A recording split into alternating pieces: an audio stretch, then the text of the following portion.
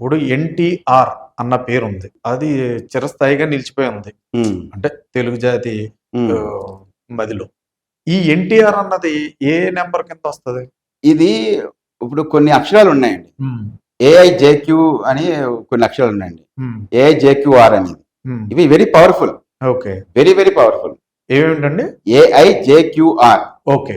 ఇవి చాలా powerful letters. హ్మ్.